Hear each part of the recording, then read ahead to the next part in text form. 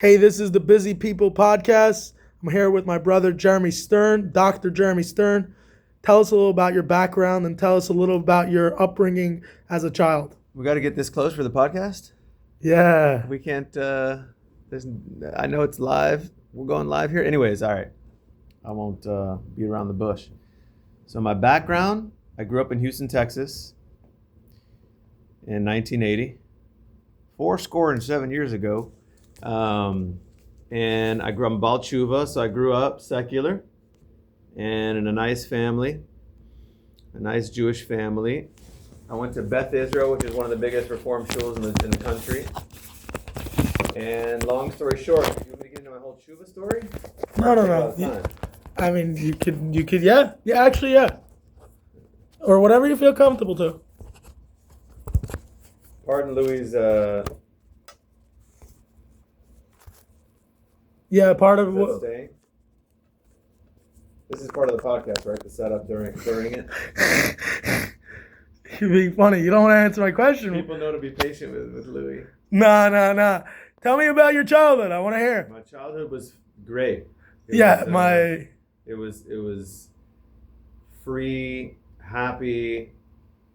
Thank God, 2 loving parents, 3 siblings besides me. So we're one. I was one of 4. I'm number 3, and loved playing outside. I grew up playing outside a lot. You know, living in Houston, Texas, where it's warm, you can just go outside all days of the year. So a lot of playing outside, a lot of friends. Thank God, played a lot of sports growing up. Very good at basketball. So I played basketball. I was the only white boy on the basketball team because we went to public school with a lot of Mexicans and blacks. And it was just a great childhood, you know, where I could. Okay, so how did you end up coming from a Baalei Tshuva to more Orthodox, and then like? Yeah, so I New York City made me want to become frum because I was living in New York City in Manhattan. And then you went to yeshiva. Yeah, so just seeing, kind of being a waiter for many years after college. I was traveling the world, and I was living in Manhattan. It was like a travel destination for me, was just to experience living there. And just everybody's unhappy in the world, and that kind of made me want to seek out truth, because I was like seeing so many different people from all walks of life: rich, poor, Mexican, white, black, every type of religion, type of person. And I saw a lot of people unhappy. So because of that, I started thinking about life. What's the truth of life? I believed in God always, but I really felt like there was some sheker in the secular world of like, just don't ask questions and grow up, make a lot of money, get a wife and a dog, and etc.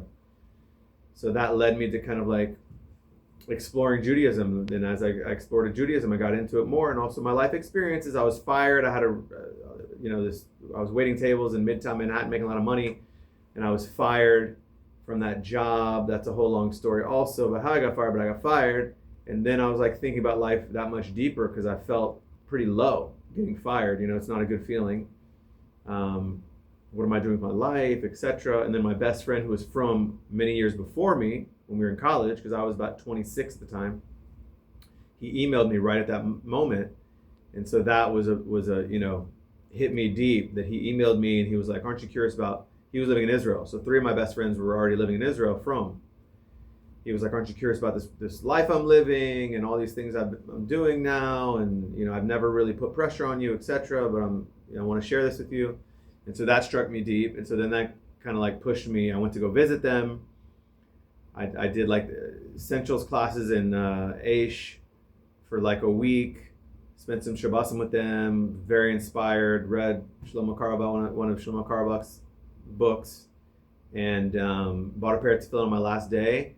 Went home to Houston. I was there for about another year and a half, where I was like still waiting tables, and I started trying to get a real job. And then I met a Rav. Yeah, what was your rabbi experience? Because as you told me, one of our hour sessions in your old office, me and you would dice it up. I wish there was a camera on some of those, but some of our meetings. But the end of the day, you were telling me how you had this experience that this rabbi would go and how he would wash his hands and his shalosh shudas, and that made you somewhat of the man that you are today. Well, I taught myself how to put on tefillin after Israel. I bought a pair of tefillin. I used Aryeh Kaplan's book and the pictures to teach myself how to put it on. And then I reached out to Torch in Houston. Rabbi Mastery was part of Torch at that time. And so I started meeting with him at Starbucks, learning Das Tavunas once a week, getting coffee. And Rabbi Mastery wasn't as big then. No, he had just gotten to Houston, he was just in Torch doing Kiruv. And, but, loved Rabbi Mastery and loved learning Ramchal. And then that really set me on a trajectory. And then he pushed me to go to Sinai Retreats, which is in upstate New York. And that's where, Rabbi Gershenfeld, who's the Rosh Yeshiva of Machon Shlomo, Machon Yaakov, he was there for that summer. I met one of my soon-to-be good buddies who went to yeshiva with me. That was a transformative, unbelievable experience. And then that basically got me to yeshiva. Basically, that pushed me to want to go to yeshiva and just leave, whatever it is going on over here in America and get out and go explore my heritage. And the rest is history. But you didn't answer my question, how you ended up with this rabbi.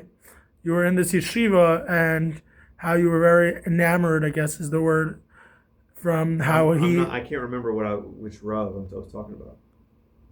The one that you basically did shalosh shudas, and he was in a specific yeshiva, and basically, tell me you went to maybe Rabbi Nachum Chaimowitz.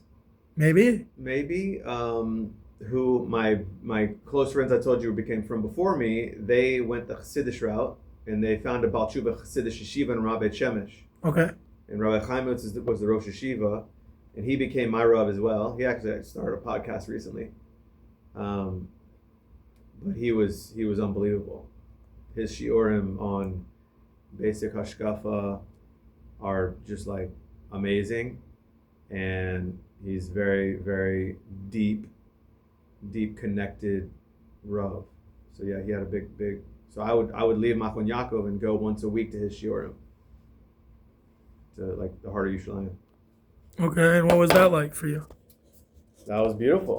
I loved that. It was good because I was able to get out of the yeshiva a little bit and experience different tastes of Yiddishkeit. Machon Yaakov is very Litvish, and so it was nice to get the Chassidish as well. Let me help you here. I need a lot of help. So you went to the Chassidish part of you, and then you went down the route. So you met this rabbi. You're in Israel now. You're becoming from to some degree. You're Baalei Tshuva your whole life. Then you basically are becoming from. Take me through because obviously from what I understand, Baalei Tshuva it's a slow grind, right? As a therapist, the same way what from your Baalei Tshuva level, I guess, to what you do now. How did I become a therapist? No. Take me through first the baby steps of you becoming from. The baby steps? What do you mean? I mean, you said you were a Baalei Tshuva, you met this friend, you were in New York, you were working, right? Now you end up in Israel. Yeah. Now you end up starting to learn. Right. You're already learning with Rabbi Mastery. Right. The Ramchal. Before, yeah. And then what? So Rabbi Mastery is the one who made you from, or is the yeshiva? The yeshiva. When I was learning with Rabbi Mastery, I was still driving to shul. I wasn't really doing mitzvahs besides tefillin. I think I was putting on tefillin every day, but I didn't know how to daven chakras.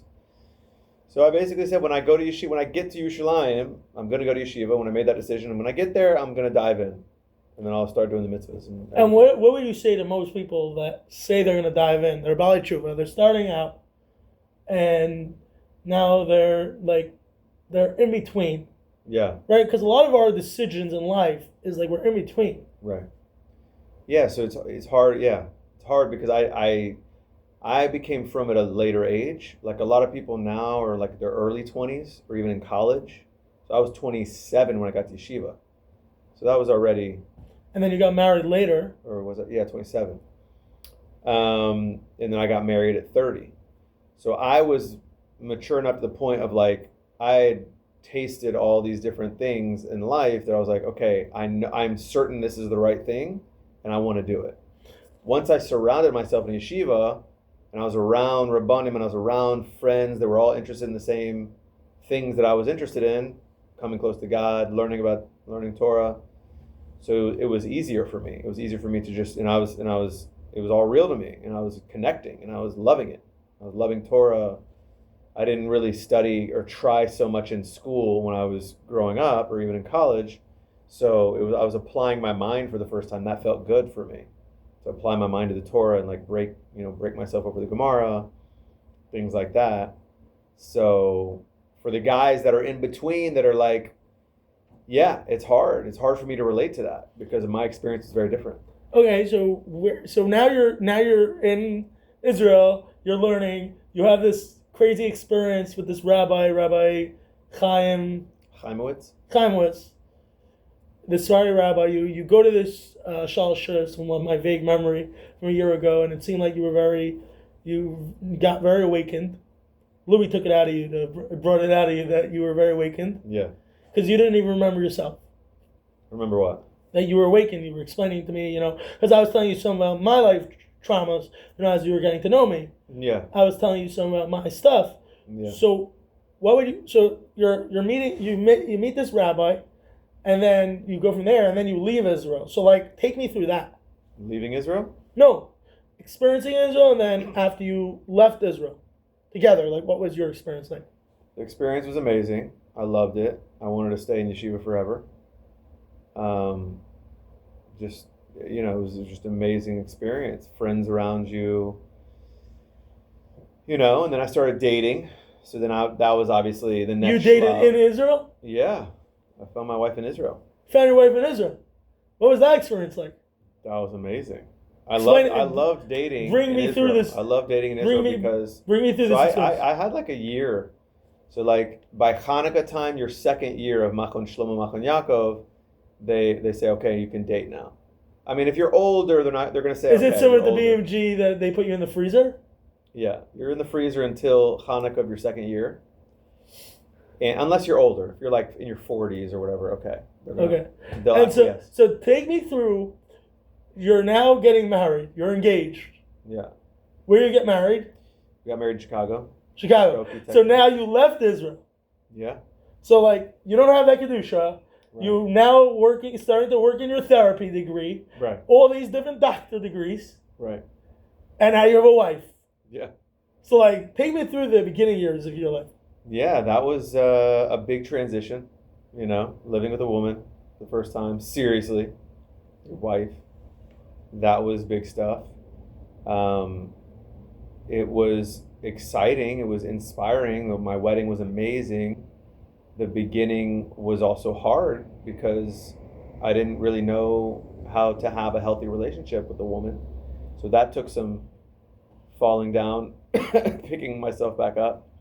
A lot of therapy was very, very helpful for my wife and I to learn how to have a healthy relationship. So what would you say to married couples going, the intimacy part of the therapy? Because obviously our relationship is more of a social therapist, and obviously I'm still going to a few, right? So explain to me as a man who's getting in there, explain to me what's the differences going to a regular therapist and going to a marriage therapist in your opinion? So a marriage therapist versus a therapist that doesn't see married couples? Yeah. It's going to be very similar. I mean, it's different because when you're seeing two people at the same time, it's a lot more complicated, a lot more emotion in the room, and you have to make the couple, the relationship is your client. The wife is not your client. The husband's not your client. The relationship is your client. So you're aligned with the relationship. Everything you're doing is for the betterment of the relationship. When you go see somebody who doesn't do couples, so they have to align with the client. So let's say you're aligning with me, right? Just as a brother, as a friend, as a coach, right? What would you say to guys like myself? Because I understand that somebody like yourself is there to help me help myself, right? Day to day, all my meetings that I've had with you, you're there to you're there. Any relationship is there. You're here to help me help myself. Right. But in life, we get friends, brothers, coaches, different people that help us help ourselves. What do you say to therapists in general around the world? Do you agree that it's there, that the person's there to help themselves, or are you there as if somebody tells you right now that they want to kill themselves, as we've discussed this? Because I understand it's your first question. Why do you think that? And like, what do you think the job of somebody who's in the therapy world to do, in your opinion? And do you think that it's different if it came from marriage or it came from the different types of coaches? You asked me like 4 questions there. So do it one at a time. Give me one question. I couldn't stay with them. Whichever you answer, whatever I said. I didn't get it. Just review. Basically, how you think a therapist is there to help themselves, and the difference is, fine. How do I think that a therapist is there to help them help themselves? Yeah. That's the primary, nakuda of being a therapist. That's ethically you're bound to, right? If you're working with people for a living, that's your number one goal, is to help them help themselves. That's, gets into a lot of like, some therapists like to tell the client everything what to do. My belief is that that's going to work against helping the person. I think that the person needs to come to it on their own. Come to all of the good things the better things they should be doing on their own, as opposed to me telling them what to do. Also, I don't think it works so well telling people what to do. So going back, then I also asked if the person, as you asked the question, I remember, and I know that generally most therapists, not you, just you, most therapists or different types, does the type matter to when they ask the question of if the person wants to kill themselves? Does the type of therapist matter? No, it shouldn't matter at all. If the person says they want to kill themselves, every single therapist should be acting exactly the same, no matter what type of therapist it is. What are the ways that you think that the person should? Do you think that, because Rabbi Feiner, as I believe, we were discussing, when we were discussing, Rabbi Lazenga has the approach that if a guy, drives a shul, and now I was by him for Shabbos, even for 10 years, that's on the rabbi. So I asked Rabbi Eitan Feiner by his Seder this year, I said, Rebbe, what's the way that you should help somebody change their mind? And he agreed with me. He answered me that you should give them challah and kugel, food, give them love. And I believe some of the greatest friends of mine who are rabbis, that had built relationships that are alive and dead, I'd say they come for some love, then they come as the approach, let me help Louis. Let me be his rabbi. Let me be his friend. Let me teach him something. Do you agree with that approach or disagree? Agree. The love. If somebody told you that sentence, what would be your take? I agree 100%. I agree 100% with that. Everything about it.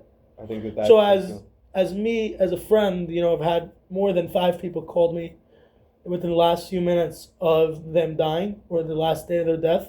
Yeah. And I understand, from what I understand, that's like, hey, Louis, we love you. We want you to take on our lives. The reason that they were last phone call is some reason in your life. Do you agree with that? Do you disagree with that? What would be your take, and have you ever occurred that? No, thank God. None of my clients have ever killed themselves, the Ein Hara. Some have come very, very, very close. I was very afraid for their safety. But it's a really, really hard thing. And I think that if they called you right before they died, I think that says a lot about what they thought of you. How they, cared about you, and how they probably thought that you cared about them. And then what would you think, as I'm looking into psychedelics a lot now, as ketamine, ayahuasca, shrooms? I mean, I'm not leaning to shrooms. I'm leaning to either ketamine or Abigade. What would be, if I can ask you generally, obviously medicines, as I went through in between trying to get a hold of you, I went to a vitamin store, interestingly enough, today, and this doctor's explaining me all the different nuances. What's been your journey? And my journey of vitamins or understanding psychedelics. Yeah, so it's very different. Vitamins, minerals versus psychedelics is very different, right? What happens with taking them, because when you take psychedelics, you are going to be using a different part of your brain that is completely inactive, without taking the psychedelic. So Also, the psychedelics are more helpful for inducing change in your mind of like new experiences and new thought patterns and things like that that can open up your mind to develop potentially new pieces of awareness that were sleeping before. You experience those things, whereas vitamins and minerals are very helpful for just like your basic physical body, being healthy as far as functioning, everything function, all your organs functioning properly. Also your mind as well, your cognitive ability and your heart and your muscles and your strong bones and everything. So I think they both have a place. So now for a guy like myself, I'm asking you personally now. Yeah. You obviously recommended me, and I had a conversation with this lady, whatever, this ketamine. You called her? Yes, I called her today, and I talked to her, and I got an email. I don't know. I have to discuss it with my mother. Yeah. But why would you think, for me personally, as you know me for a few years, and we've talked pretty personal, why do you think ketamine versus, and maybe you have to look into it, maybe because, not just me, maybe it could help me, and maybe it could help some more of your clients. Do you believe that this is where the world's going? And yeah, I don't think that it's ever going to be like everybody's going to be on this stuff, but I think that there's a place for it. So many of these quote unquote drugs that we thought of as bad growing up, the fact that things are opening up for all of them, I think can only bring good. Obviously everything has to be with balance. You can abuse anything. You can abuse water, right? Water can kill you if you drink too much. So I think that it's great, and I'm a novice as far as my knowledge about all these things, but I think there's a place for it. You're obviously not a novice if you have some contacts. So how are you saying that you're a novice? I mean, you have some information. I feel like I'm still a novice. There's a spectrum of novice, but I still feel like you're saying is Ronan Goldberg has more information. A lot more. Does that mean that? I mean, no, sincerely, like I'm learning, bro. I'm the same way you're learning, brother. I'm learning this. Yeah. Obviously, I've talked to hundreds, thousands of people when it comes to ayahuasca. Yeah. I'm learning more now about abigade and ketamine. Yeah. And I'm learning the subject just as I. Did you look up that guy I sent you, the Dr. David Rubin? I didn't look him up. Something Rubin. I have to look him up. I spoke to your lady friend today, this Mrs. Dr. Babbitt, here in Houston. Yeah. And I'll look into their pricing. These things are not cheap, whatever. No. But I think for me personally, it's about the trauma. It's about the changing the mind. I believe for me is like, I was just talking to a different therapist that I talked to today, a friend of my mother. And basically, I believe that she was asking me like, Louis, what's your expectation? I'm like, first I was like, I don't have, but then I was thinking about it. I was like, yes, you do have reasonings and rationales. Yeah. But what I'm saying is for men and women, where do you think in books or science or Judaism, generally speaking, because obviously it all goes together, in your 20, 30 years of experience in being a doctor, for myself and others that can help with cancer and different things that happen to them in their body when it comes to their mind and happiness. What do I think is the effect of cancer with what? With happiness and with finding different things that makes them themselves, I guess, through either psychedelic or certain medicines or certain things that they. I think all of these medicines that we're finding more about, I think they can all potentially be helpful for curing all sorts of diseases, cancer, whatever, all these things. So we have to look at the earth. The earth is where we came from. So let's look at the earth to find cures and refuahs for all different illnesses. And do you think, because I have watched a pod with Georgienko and that doctor, I forget his name now, that he helped cure his mother from cancer just literally from what she ate. Do you think? Do you think the intermittent fasting with vitamins can be a good idea for me, or what would you recommend personally for me? And I mean, I don't know what your diet's like, but I've eaten all types of stuff. You need to eat, very clean. As clean a diet as possible would be helpful for you for sure. Lots of protein, lots of vegetables, healthy fats. That'll be the icker of a diet. Any diet. Limit the carbs. Limit the cookies and the cakes and all that kind of stuff. And do you think, my opinion on this is, but I'm trying to go back from the vitamins, from the minerals. I'm saying like from the vitamins. That's what I want to know from your take, because you obviously have some experience and you had gut health from what I understand your journey in life. I'm saying it's like, how can a person, like, what does this affect on a daily life of a person? What does it affect on a person if they don't take vitamins? Or they do, or if they know the specific ones? It can be very helpful, for sure. There's like magnesium is something that is extremely helpful for us in our fast-paced world, because it's the relaxation mineral. It helps us to relax.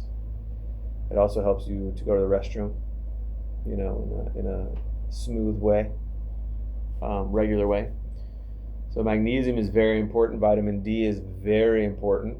I think they saw with like everybody who died from COVID, they all had horrible, horrible vitamin D. There was like research done on that. Would you say alpha male or fish oils is good? Yeah, fish oil is really good. It's anti-inflammatory. And is there any technologies that you would say that are coming through with the AIs and the ChatGPT, whatever the different technologies, as we grow in time? Obviously, do you think that's going to help with these vitamins? I think so. Hopefully. I mean, we have to see in the next couple of years. ChatGPT, can also give, not correct stuff here and there. So As Shmuel Granitsky says, it's a great market share. I'm saying do you believe that there's different innovative things that are coming out of technology today through medicine? So you're a medicine doctor, right? You're a medicine from personal feelings. Do you think that the feelings and emotions matter to what we eat, and matter to our habits, and matter to what we say and how we say and what we do? Yeah, for sure. People eat when they're depressed, that's a real thing. Or when they're anxious. Or when they're just feeling bad, whatever. People eat ice cream, of course, to help them feel better. But ice cream, person, but ice cream is just one thing. I believe it's move. The more you move versus you eat. That's for me what my journey. Obviously as a youngster I was pretty chubby, and obviously I learned for me that it's how much am I moving versus eat. But I want to know, where does technology come into conversations and come into the nuance of every single person? Obviously, you're seeing many different people. You meet different people, different walks of lives, from all different troubles and trials that people go through. Do you think that technology or parenting, what would you say is better or worse? Between what two things? You said what is better or worse? No, I asked Between you from technology, technology, parenting. What do they have to do to affect with the people that you've met? Technology can be helpful for anything, It can be helpful for anything, It can also ruin a marriage. It can ruin parenting also, right? If somebody's on their phone when they get home with their kids instead of being with their kids. It can also be helpful, you can look things up quickly. You can get an eitzah quickly from technology or, all these AI things. So it's a blessing and a curse, it's a double-edged sword. Do you still have the rule that you don't use your phone in the bathroom? I come in and out with that. I fall, and then I'll set a new get there, and then I know. I still struggle with it. It's very personal. Are you still make your kids eat very healthy? Yeah, but we bend. We bend. Okay. So why do you think we're not like Nazis with the kids, Why do you think that is with people and principles of people that don't want to love the world and better the world? And I ask you back to, what do you see as a therapist, I guess, as a doctor, from people, just how they can learn more about themselves and different troubles that you've seen come to you through conversations? That wasn't so clear.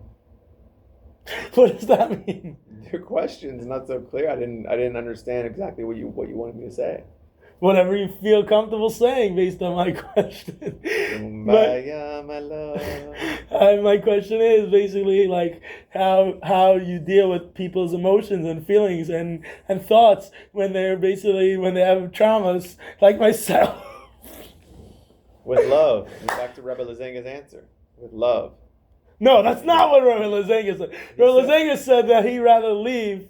I mean, if you're gonna try to go back you to didn't him. tell me exactly. You said it's on the Rav's shoulders or something. No, I said that Rabbi Lazenga told me a couple years ago, originally when the Beis Rama had their other room that they don't have now. That basically, I asked him a question. My question was, if a whole shul, because I ran 10, 15 people, all drive to shul on Shabbos, would you feel comfortable still being the rabbi there? And he's like, no, I don't. Yeah. So this past Shabbos, I was by Rabbi Eitan Feiner's Seder, and what happened was, it came up in the conversation. And Rabbi Twersky's approach was that he went very stern. You know, he put up a gather. Yeah. Versus, you know, I asked Rabbi Feiner what he would do, and he said that he would try to give love, and not from day one. So then I re-asked the question to this past Shabbos to Rabbi Lazenga, and he agreed with me, but he said to me that if he was the rabbi there for 10 years, that's on him.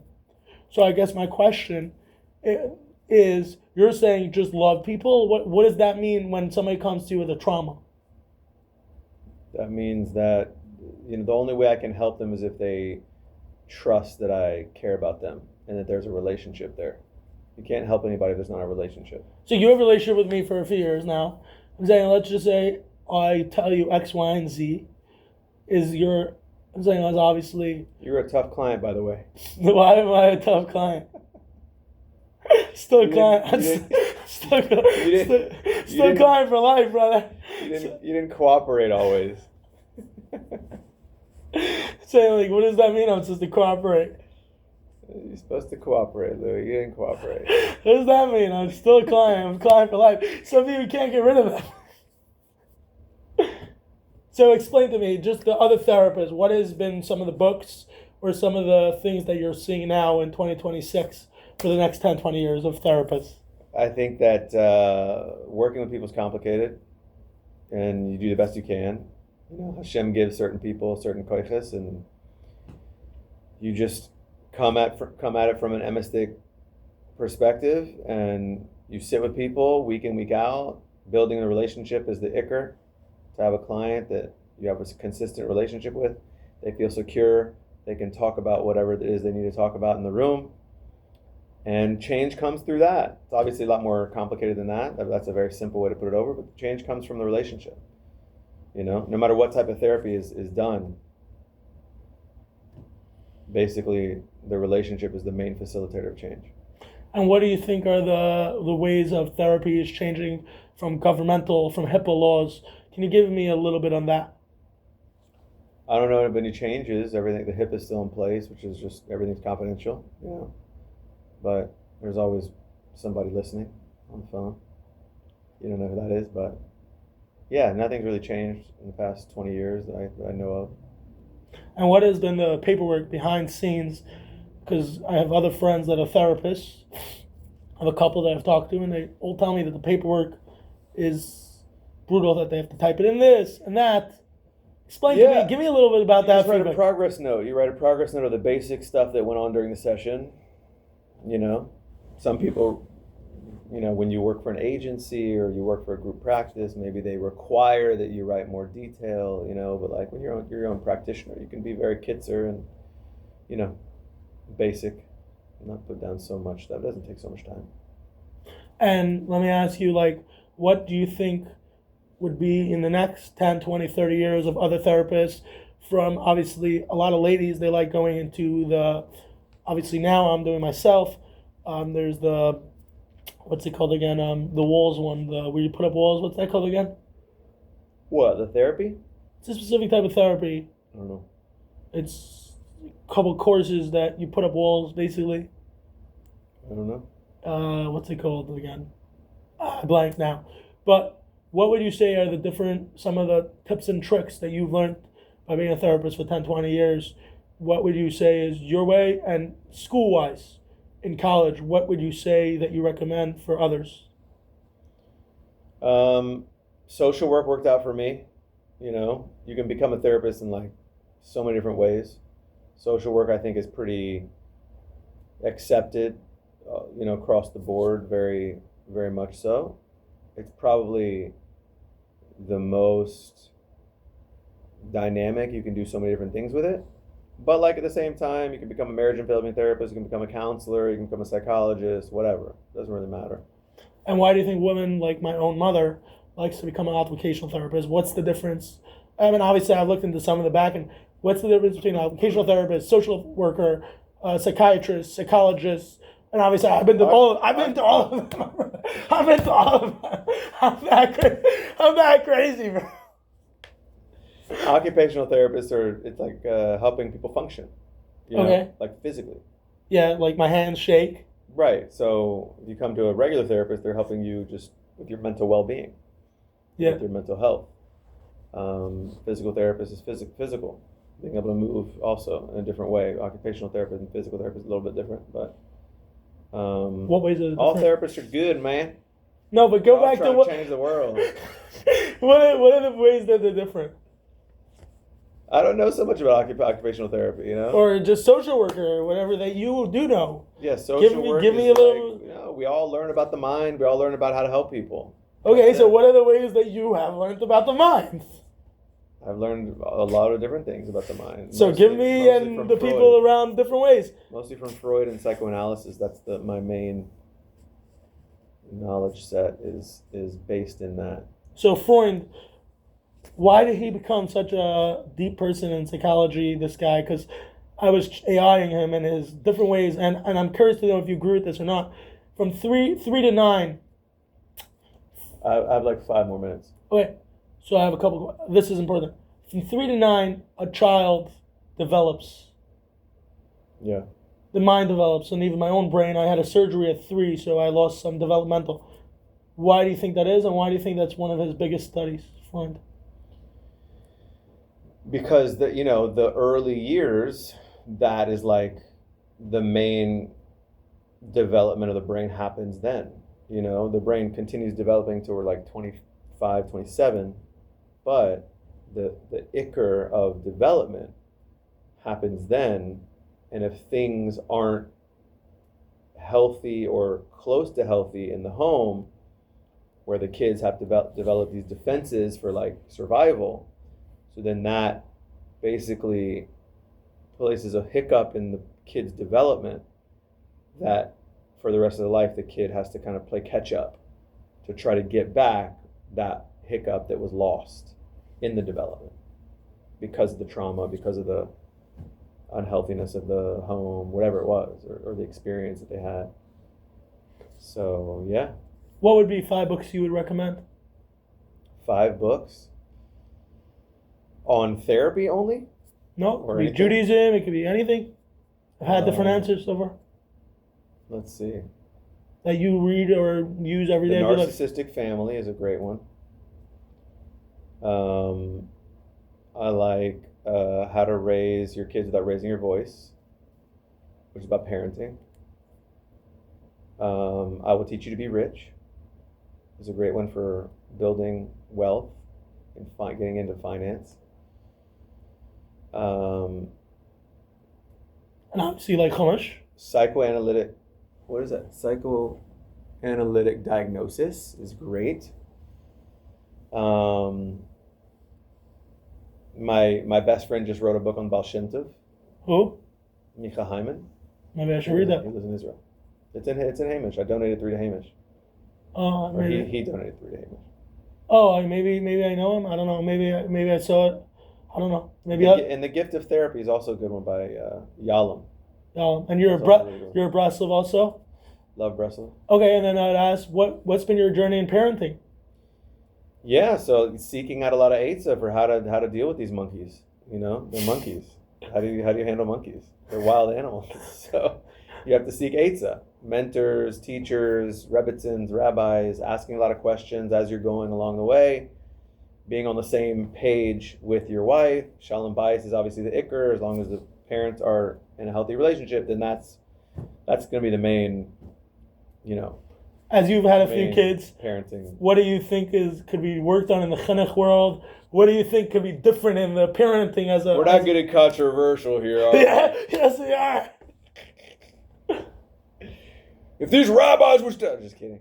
You could kid around. No, what do I think about what am I? What am Parenting and what could be better in the chinuch world? What could be better in the chinuch world? More love. More love. More love. Okay. And do you think the stopping food to be like the schools get so, lost in the details. Lost in the details. It's good for the kids that are okay with the mainstream, but I feel like they have to be more open to dealing with kids that are not mainstream, that don't learn, the way that the majority of the kids learn. Okay, then I'll ask one more question. Like, what do you think for people like myself, out of the box thinkers in business, trying and failing as to be consistent in a career? I think that you fall, you got to pick yourself back up and keep going. Every day's a new day. Every day's a new day. Today might suck, but finish it as strong as you can. And if you didn't finish it strong, okay, that's also okay. You're going to wake up tomorrow, and it's going to be a brand new day. And there's always new hope with a new day. I tell all my patients that. Even if today is horrible and you feel like it's been the same way for the past year or whatever, tomorrow is new, and you have to have that mindset. Thank you, Jermy Stern. You're welcome. It's the longest one.